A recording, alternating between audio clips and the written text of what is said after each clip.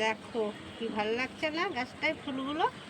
আমি সকালবেলায় ঠাকুরের পুজোর জন্য সব ফুলগুলো তুলে নিই, নাহলে বেলা হলে না এই ফুলগুলো আবার শুকিয়ে যাবে, রোদ উঠলে ফুলের আর কোনো থাকে না। দেখো দেখেছ,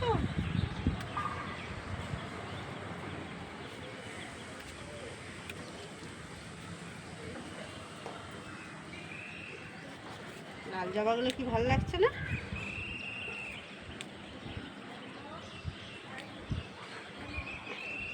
কোনটা তুলবো আর কোনটা রাখবো ভেবে পাচ্ছি না।